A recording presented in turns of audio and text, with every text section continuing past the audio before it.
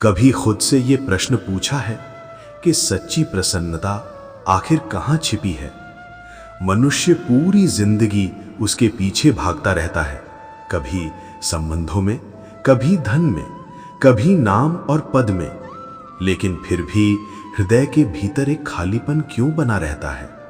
क्यों हर उपलब्धि के बाद भी मन के किसी कोने में बेचैनी बाकी रह जाती है? कृष्ण कहते हैं, आनंद कोई बाहरी वस्तु नहीं है, ये तुम्हारे भीतर एक सोता है जो जागने की प्रतीक्षा में है। जिस दिन तुम ये सीख लेते हो कि खुशी का स्रोत तुम्हारे अपने भीतर है, उस दिन संसार का कोई भी तूफान तुम्हारी शांति को छू नहीं सकता। अर्जुन से संवाद के समय कृष्ण ने यही सत्य प्रकट किया था। मनुष्य का सबसे बड़ा युद्ध संसार से नहीं, अपने ही मन से होता है। बाहर के संघर्ष तो केवल परिणाम है, परंतु असली जीत तब होती है जब मन भीतर संतुलन पाले। जरा सोचो, यदि तुम्हारा मन तुम्हारे ही विरुद्ध खड़ा हो जाए तो क्या पूरी दुनिया मिलकर भी तुम्हें सुरक्षित रख पाएगी? और यदि वही मन तुम्हारे साथ तुम्हारे पक्ष में खड़ा हो जाए तो कौन सी शक्ति है जो तुम्हें पराजित कर सके? लोग अक्सर ये कहते सुने जाते हैं, उसने मुझे दुख दिया, उसने मुझे तोड़ दिया। लेकिन कृष्ण की दृष्टि अलग है। वे कहते हैं, दुख दूसरों के कारण नहीं, अपेक्षाओं के कारण जन्म लेता है। जहां अपेक्षा बढ़ती है वहां पीड़ा भी बढ़ती है। अगर तुम ये कला सीख लो कि हर परिस्थिति में स्वयं को कैसे संभालना है, तो फिर किसी भी व्यक्ति का व्यवहार तुम्हारी शांति को छू भी नहीं पाएगा। जीवन की सर्वोच्च कुशलता यही है, स्वयं को खुश रखना सीखना। एक क्षण के लिए ठहरो और मन को देखो, क्या सचमुच आनंद उन चीजों में है जो अभी तुम्हारे पास नहीं है, या फिर आनंद उस संतोष में है जो इस पल तुम्हें मिला हुआ है? कृष्ण संदेश देते हैं, जो मिला है वही पर्याप्त है, क्योंकि ईश्वर वही देता है जो तुम्हारे लिए उचित होता है। तो क्यों ना आज से शिकायतों के बजाय कृतज्ञता को चुना जाए? याद रखो, जब तुम स्वयं से प्रेम करना सीख जाते हो तो संसार तुम्हारे साथ प्रेम करने लगता है। यदि तुम निराश रहोगे तो वातावरण भी बोझिल महसूस होगा, परंतु यदि तुम मुस्कुराना सीख लोगे तो अंधेरे से अंधेरे समय भी प्रकाशमान हो उठेंगे। यही आत्मबल है, यही कृष्ण वाणी है। कृष्ण कहते हैं, जो व्यक्ति अपने अंतर में सुख खोज लेता है वह संसार में कभी रिक्त नहीं रहता। उसके विपरीत जो हर क्षण बाहरी प्रशंसा, धन, मान या उपलब्धि पर निर्भर रहता है, वह भीतर से सदैव डगमगाता रहता है। आज धन न मिला तो दुख, कल सम्मान न मिला तो पीड़ा, परसों प्रशंसा न मिली तो बेचैनी। ऐसा जीवन कोई जीवन नहीं, ये तो एक कैद है। पर जिसने ये जान लिया कि असली खजाना भीतर है, वह कभी टूट नहीं सकता। जीवन हमेशा समतल मार्ग पर नहीं चलता। कभी पर्वत जैसी कठिनाई सामने खड़ी होगी, कभी रेगिस्तान जैसी प्यास, कभी आंधी जैसा तूफान। लेकिन यदि मनुष्य ने यह निर्णय ले लिया हो, मेरी शांति मेरा सबसे बड़ा बल है, तो फिर पूरी दुनिया भी उसके आगे झुक जाती है। यह शक्ति केवल ज्ञान से आती है, और वही ज्ञान कृष्ण ने गीता के रूप में दिया। अर्जुन की तरह हमारे जीवन में भी ऐसे क्षण आते हैं जब दिशा धुंधली पड़ जाती है। तय नहीं हो पाता कौन सा मार्ग सही है, कौन सा नहीं। उन पलों में मन सहारे की तलाश करता है। कृष्ण कहते हैं, सहारा बाहर नहीं, तुम्हारे भीतर है। तुम्हारा विवेक, तुम्हारी आत्मा, यही तुम्हारे पथ प्रदर्शक है। जब तुम ये सीख लेते हो कि खुद को सुनना कैसे है, तो जीवन की गूंज स्वयं स्पष्ट होने लगती है। खुद को खुश रखने का अर्थ समस्या से भागना नहीं है। इसका अर्थ है किसी भी परिस्थिति में मन को बिखरने न देना, मुस्कुरान बनाए रखना, आत्मबल को संभाले रखना और ईश्वर पर स्थिर विश्वास रखना। और जो ऐसा कर लेता है, दुनिया उसकी शक्ति को पहचानने लगती है। याद रखो, जो व्यक्ति हर हाल में संतुलित रहता है, वही दूसरों को भी शक्ति देता है। जब तुम भीतर से मजबूत हो जाते हो, तो तुम्हारी उपस्थिति ही लोगों के लिए आश्रय बन जाती है। कृष्ण इसी अवस्था को स्थित प्रज्ञ कहते हैं। ऐसा मनुष्य जिसे ना सुख टिका सके और ना दुख हिला सके। कृष्ण कहते हैं, जीवन की सबसे बड़ी शक्ति आत्मनिर्भरता है। अगर तुम्हारी मुस्कान किसी और के व्यवहार पर निर्भर है, तो तुम हमेशा असुरक्षित रहोगे। लेकिन जब तुम्हारी प्रसन्नता तुम्हारे अपने निर्णय से जन्म लेती है, तब संसार की कोई शक्ति उसे छीन नहीं सकती। सोचो, नदी कितनी कठिन आहों से गुजरती है। कभी पहाड़ रोकते हैं, कभी चट्टानें टकराती हैं, कभी पथरीली जमीन उसके मार्ग पर फैली होती है। क्या नदी रुक जाती है?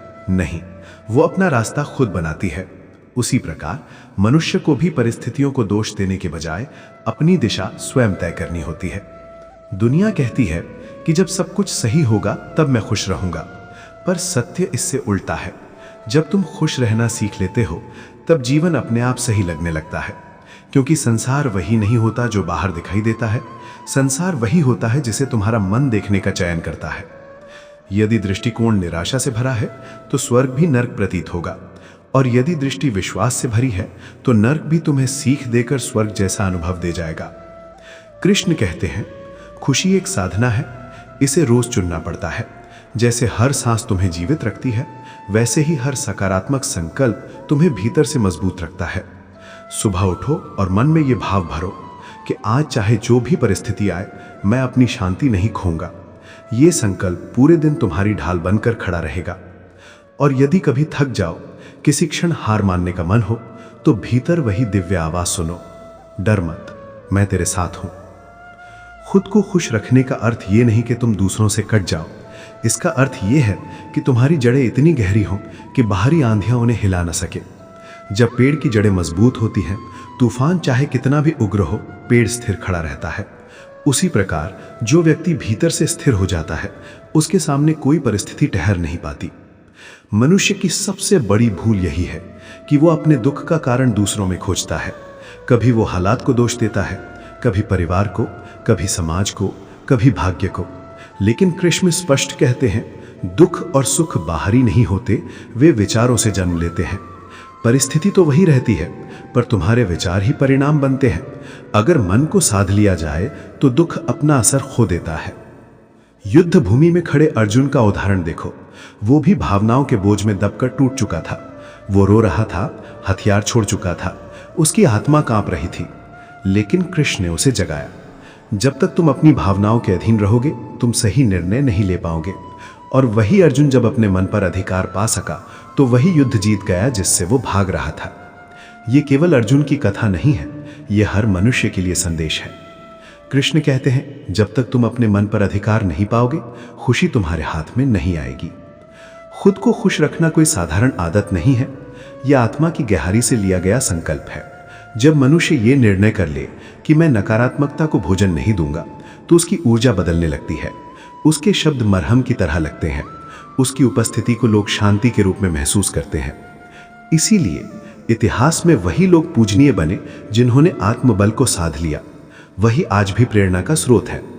सोचो, जब मन प्रसन्न होता है, तो वही भोजन मीठा लगता है जो कल बेस्वाद था। वही घर सुकून देता है जो कल बोझ लग रहा था। तो बदलाव बाहर नहीं होता, बदलाव भीतर होता है। इसीलिए कृष्ण बार बार कहते हैं, अपने मन को जीत लो, यही परम विजय है। खुशी का अर्थ ये नहीं कि जीवन में कभी दुख नहीं आएगा। दुख तो आएगा, बाधाएं भी आएंगी, पर फर्क इस बात का पड़ेगा कि तुम उन्हें कैसे देखते हो।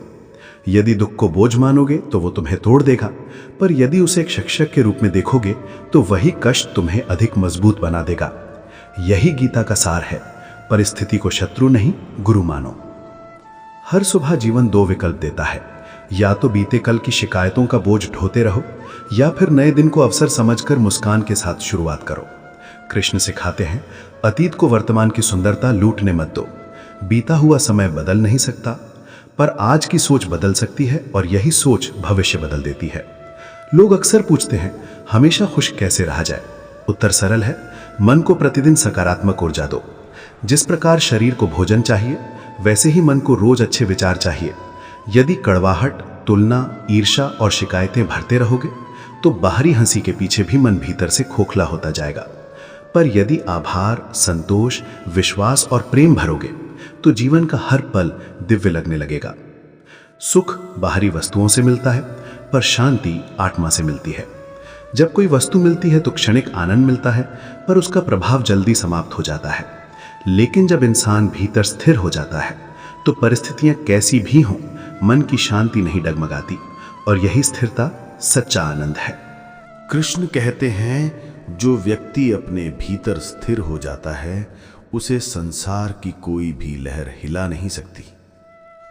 जीवन में सुख आए या दुख, सम्मान मिले या अपमान, सफलता हो या असफलता, जिस मनुष्य की जड़ों में आत्मज्ञान होता है उसकी शांति अक्षुण्ण रहती है। यही अवस्था स्थित प्रज्ञ कहलाती है। स्थित प्रज्ञ का अर्थ है ऐसा मनुष्य जो परिस्थितियों के अनुसार बिखरे नहीं, बल्कि हर परिस्थिति में अपने भीतर केंद्रित रहे। देखो, बाहर का संसार तो नदी की तरह निरंतर बदलता रहता है।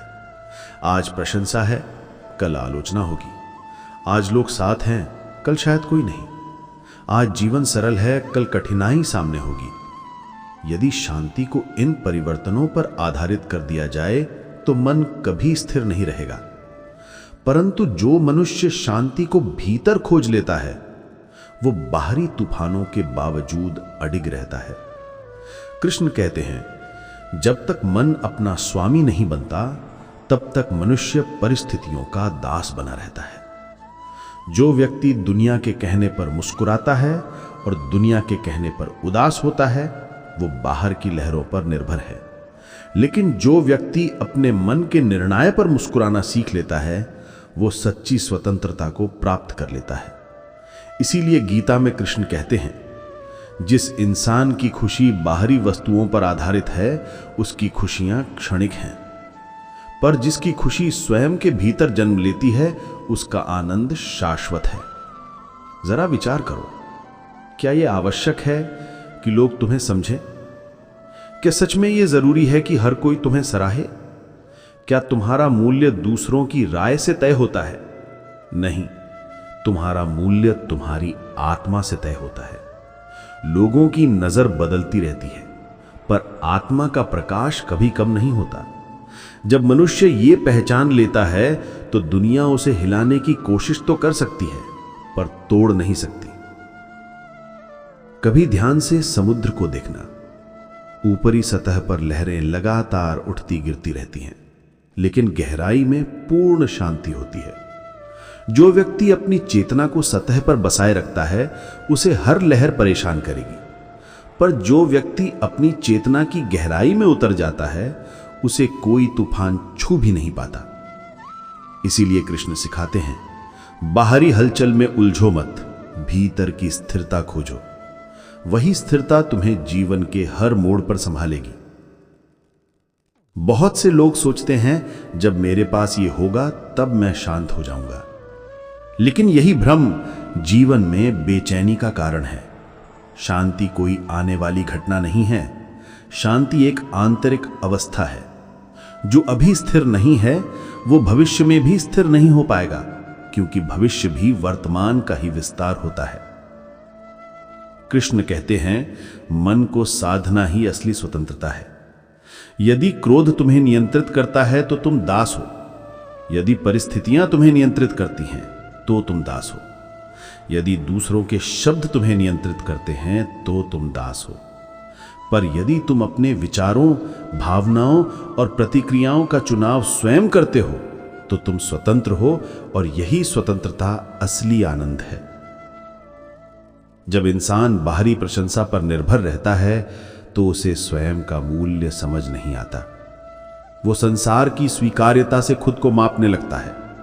लेकिन जिस दिन वो समझ ले कि मैं अपने मूल्य का स्रोत स्वयं हूं, उस दिन उसका आत्मबल अटूट हो जाता है।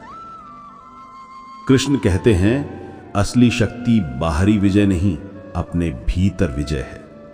कितने लोग हैं जो संसार को तो जीत लेते हैं पर अपने मन को हार जाते हैं, और कितने ऐसे हैं जो संसार के सामने साधारण दिखते हैं पर भीतर से विजयी होते हैं। यही अंतर जीवन की गुणवत्ता निर्धारित करता है। सोचो, जब कोई तुम्हारी आलोचना करता है तो क्या वास्तव में तुम्हारे मूल्य में कमी आ जाती है या कमी केवल तुम्हारे मन की प्रतिक्रिया में होती है? जब व्यक्ति यह समझ लेता है कि दूसरों की बातों से उसका सत्य नहीं बदलता, तब उसे भीतर की अडिग शक्ति प्राप्त होने लगती है। यही आत्मविश्वास सबसे गहरी और पवित्र ऊर्जा है। यह तभी जन्म लेती है जब व्यक्ति अपनी आत्मा को पहचानता है। कृष्ण कहते हैं, अपने भीतर के प्रकाश को पहचानो, क्योंकि वही तुम्हें अंधकार से पार ले जाएगा। तुम केवल शरीर नहीं हो, तुम केवल विचार नहीं हो, तुम केवल भावनाएं नहीं हो, तुम एक अनंत चेतना हो। जब यह अनुभूति गहरी हो जाती है, तब दुनिया की छोटी छोटी घटनाएं मन को हिला नहीं पाती, और तब जीवन शांति में बदल जाता है, कार्य पूजा में बदल जाता है, वर्तमान उत्सव में बदल जाता है। कृष्ण कहते हैं, जिस हृदय में आभार बसता है वहां कमी रहने की गुंजाइश नहीं होती। जब व्यक्ति ये देखना शुरू कर देता है कि जीवन ने उसे कितना कुछ दिया है, तो असंतोष स्वतः मिट जाता है। लोग अक्सर सोचते रहते हैं, मेरे पास ये नहीं है, वो नहीं है, और जितना वे कमी पर ध्यान देते हैं, कमी उतनी ही बढ़ती प्रतीत होती है। लेकिन जब मनुष्य ये देखना सीख लेता है कि मेरे पास कितना है, जीवन ने कितनी कृपा की है, तो हृदय एक अनोखे आनंद से भर उठता है। आभार कोई शब्द नहीं, ये आत्मा का उत्सव है। जब तुम कृतज्ञ होते हो तो ब्रह्मांड तुम्हें और देने लगता है। इसी तरह क्षमा भी आत्मा की सबसे पवित्र शक्ति है। जब व्यक्ति क्रोध, बदला और द्वेष को पकड़े रखता है, तो सबसे पहले उसी का हृदय घायल होता है। द्वेष एक ऐसा विष है जो पहले उस पात्र को जलाता है जिसमें वो रखा गया है। कृष्ण कहते हैं, क्षमा किसी और के लिए नहीं, अपने लिए करो। जब तुम क्षमा करते हो, तुम किसी व्यक्ति को नहीं, अपने हृदय को मुक्त करते हो।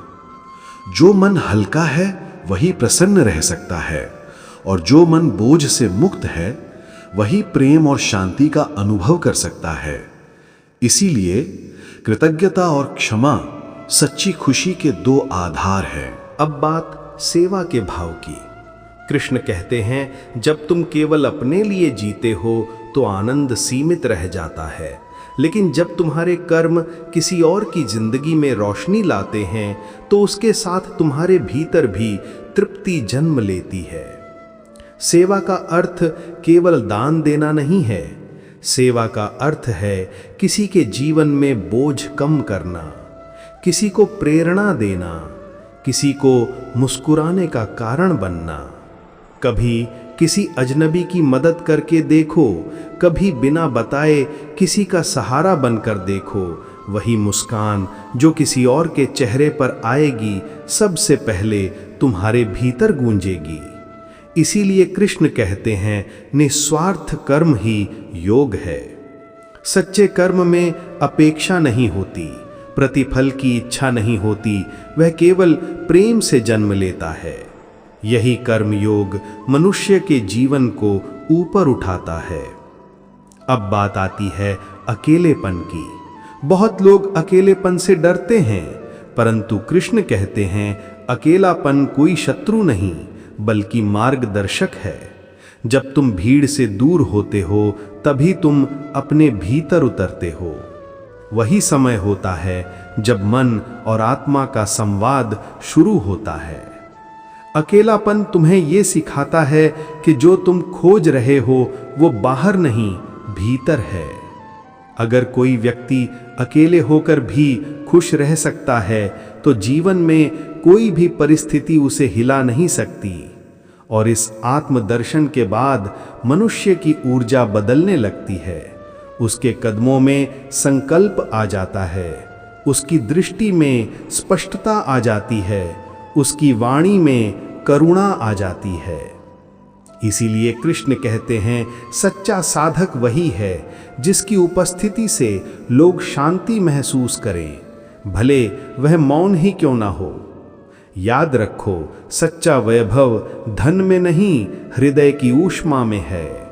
समृद्धि का अर्थ केवल बाहरी उपलब्धियां नहीं, आत्मिक तृप्ति भी है।